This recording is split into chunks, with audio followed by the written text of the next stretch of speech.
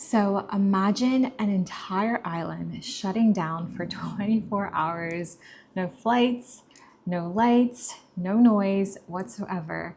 That's exactly what happens in Bali for Nyepi. And I've been here now, this is my fourth Nyepi, and every single year it's a really special time for us to connect as a family, to quiet a little bit, and we spend it at a hotel, so our experience is a little different than people that maybe decide to do it at home, and we do it because we have little kids. But I wanted to share with you a little bit about this really special tradition in case you've never heard of it and you're interested in moving to Bali, because it's something that will be a big part of your life if you relocate. It's only for 24 hours in March during the lunar calendar year, but it just makes such a big impact. And the kids at school prepare for months, and the people in the community prepare these huge statues for months upon months and make these really detailed, incredible monsters. And I'm going to share with you a little bit about what it means and a little bit of the tradition behind it. So what Google says about Nyepi is that it's a Balinese Hindu day of silence, and it marks the new year. And it's held in March to promote self-reflection, fasting, and meditation. So for these 24 hours from 6 a.m. to 6 a.m. on the following day, the entire island shuts down. There's no travel, there's no work, there's no light or fire, and there's no entertainment. And so everything comes to a complete standstill. And this year we decided to go because my sister was here visiting. We wanted her to see some of the culture and the traditions of Bali, and not just all the fun things that we usually go through. And so she was here, she arrived on the Tuesday, and Nyepi was on the Thursday. And it was just a really special treat because we all got to take part in some of the festivities on the Wednesday evening, which is the night before Nyepi starts. Things are shutting down. Most of the stores are starting to shut down, and restaurants, but they have this big Ogoh-Ogoh parade. And if you ever get to see it, it's something that's really inspiring, magical, beautiful. Different communities all across Bali take months to create these Ogoh-Ogohs, and they're like paper mache. They harden, they make sure they carve them and paint them and design them so that they are these ornate, different monster creations. So they all represent different kind of social ills, whether it's like environmental pollution or too much trash in the oceans, or different things that we as humans fall short on, like gluttony and jealousy and anger and all these different things that is pretty much universal. And they parade these huge ornate monsters through the streets, and then after the parade they burn them. And so it represents basically going into the new year with a clean slate, almost like very similar to what we do in the West, right? So for us, we maybe reflect and we meditate and we take time to think about things that we want to work on in the new year, things that we want to cut out, things we want to leave behind. And I just think it's such a beautiful part of their tradition that they honor, that they make it very clear, very known what it is that they're going to let go of and release. And then they have this day of silence, this day of reflection, this day of meditation, and then they step into the new year the following day. And so for us, like I said, we went to a hotel this year.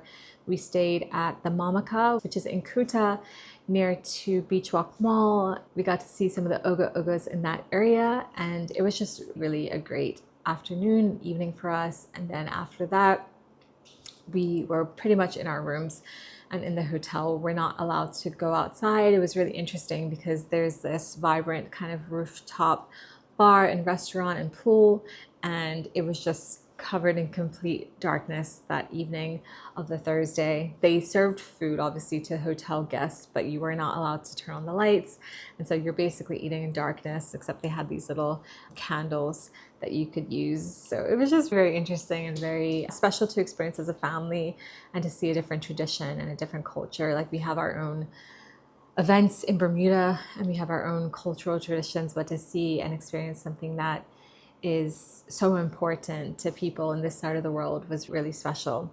And so The kids thankfully had opportunities to hang out in the kids club on the Thursday when everything was silent. We as adults made sure that we were pouring into our own cups, and we decided to have massages, which was a really special treat and just a chance to relax and catch up on a little bit of sleep. And so the kids made these little things called kanang sari, and they're daily offerings. You see them all across the island on the ground everywhere in Bali throughout the year. But the kids got to make them. So there were lots of little flowers, and the ones that you see in the street sometimes have candies or cigarettes or things that you basically offer to the gods. They also got to do fun things like donut decorating, and there was a silent movie. And if you're wondering what a silent movie is, they basically had these headphones on so no one else could really hear what was going on, but they got to watch movies in the dark, and it was really fun. They had popcorn. And there was just lots going on, and the kids got to be together, which was the best part because my sister and my niece and my brother-in-law are here visiting. And so we got to experience that together, which was really fun. And so I'm going to share in the rest of this video just a few videos from our time together on Nyepi and a few of the fun things that we got to do.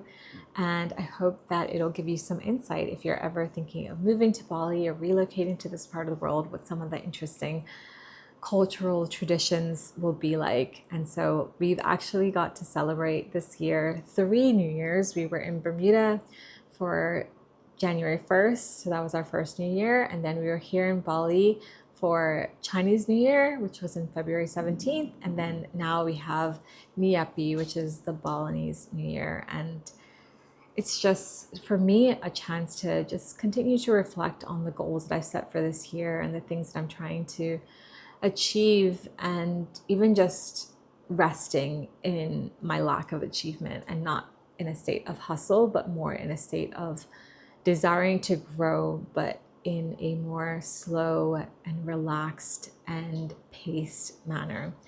So I hope that you'll enjoy this video, and if you do, please don't forget to like and subscribe to this channel so I can share more of my insights from daily life in Bali with kids and a family. And if you have any questions, just let me know in the comments. I'd be happy to answer in an upcoming video.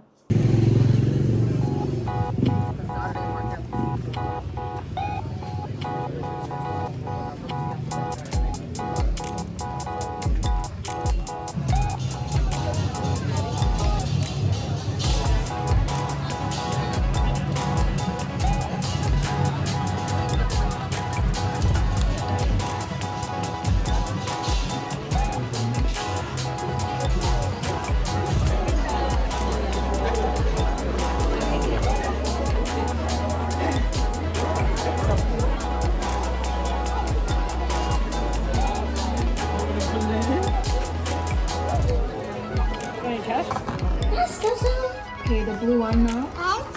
Yes. You got the blue one. Yes. The purple one here.